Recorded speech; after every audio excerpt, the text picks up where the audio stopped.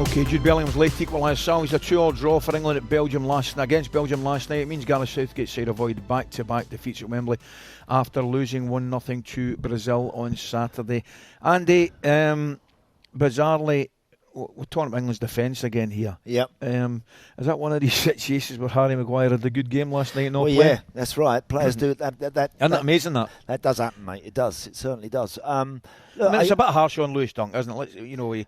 He probably shouldn't have gone to the ground for the second goal. We'll accept that. I think he would have got there, but and again, he's just lost his composure just for a split second. Yeah. And then Lukaku's absolutely made the most of it with a sensational ball. Tielemans, I'd also want to know who's tracking Tielemans, because he was on the edge of he was the one that actually knocked a 30-yard ball. And followed it. Seriously? That was Yuri Tielemans who knocked that ball. And then he's obviously on the gallop. And he's got himself into the box. Nobody picked him up. And I'm not sure who was tracking him, or, so there would have been an opportunity, I'm sure, for someone to go shoulder to shoulder with him. He's not the quickest, is he? He's not like Grease Lightning. But the ball in was brilliant, and the execution, the finish was terrific. And as we heard Piercy say there, the goals that England give away, the first one was a diabolical error from Jordan Pickford. That is a ball that is never has been, never will be. I don't care in what era you're knocking it about the back. That ball he's tried there from the position he was in, madness, that's ridiculous. That really is. That's very, very careless. And the second one, as I said, he just lost his composure, lost his footing, didn't quite deal with that as well as ordinarily he would do Lewis Dunk, and he get punished. But it is, Andy, I've said England middle to front are exceptional. I think they're exceptional. I really do. But I think against top quality forwards. That's Mbappe. Yes, exactly. That sort of calibre. You're dealing at that level. If you're up against that guy, you've got to say that most, if not all, defences are going to struggle against Mbappe. They will. But it could be England's Achilles heel. Listen, Ali, going forward, they look very dangerous. Had lots of chances, as I mentioned earlier. The Belgian keepers had a good night.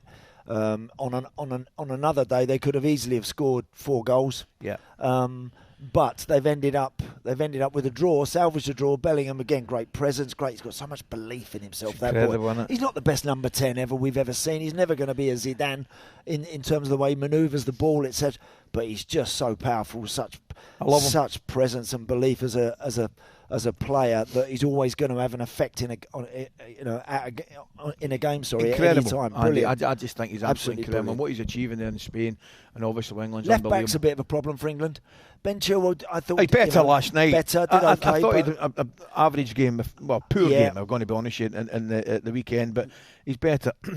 It'd be interesting. I mean, again, much depends, Ali, on who's fit to travel, mate. Who's fit to go. I know between now and the end of the season, Gareth needs a few back, and he'll be keeping his fingers crossed on the likes of Rice, and he'll be hoping Harry Kane's back, etc. Yeah. etc. But if England are going to be the attack-minded England that all the fans want, then they're going to have to live with the fact that you can get hurt, you can get hit as well. That's the nature of the business. I've got my own theory, right? I would just play the one sitting with Declan. Yeah. And I'd probably play Maddison and Bellingham. And before fans go, you're just going crazy, I would just tell my fullbacks to sit and protect. At least one of them, maybe. Absolutely. Well, two of them can't fly. The two of them can't fly. They can't fly. You just have to have one. Just guard a lot. You don't necessarily need to throw your caution to win with your fullbacks going forward all the time. And I just think it allows you to get your better players, which definitely your attack-minded players, definitely right, on the pitch. Yep. And we saw Maddison's effect for equalising goal for Bellingham, which Watkins did well to keep alive. Now, England striker Ivan Toney admits he's competing with Ollie Watkins for a place in Gareth Southgate's Euro squad. The Brentford forward scored his first ever Three Lions goal from the penalty spot last night in the 2-2 draw. What do you think? Has he done enough?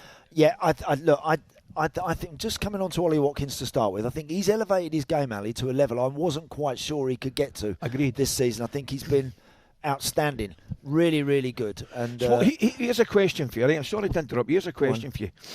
Do you think Ivan Toney's ability now we're talking about 2 goal scorers, 2 centre forwards here. Do you think Ivan Toney's ability to play and link up puts him ahead of Ollie Watkins? Yes, it does. I think it does. I think he's very, very good at that. He does that for his club very naturally. He's not He's not the quickest. Do you think he's more Kane-like than Watkins? I just think he's more Harry-like than Harry Kane-like than Ollie Watkins. Nobody in the division in the Premier League works harder than Ollie Watkins in chasing into the gullies, chasing a lost cause, making something out of a nothing, as well as getting his goals. But I just think Ivan Toney's got that little bit of an advantage when it comes to getting hold of the ball, dropping 10 yards deeper and having people run beyond him. I think he's particularly good at linking with those sort of players. So yeah, I think he just gets the nod in that respect, if that's what Gareth wants. Or is he going to go for something that's a little different? Maybe. There's a lot to consider. As I said, a lot of football to be played, a lot of jostling for who's going to be on the bus and who's going to get on the plane.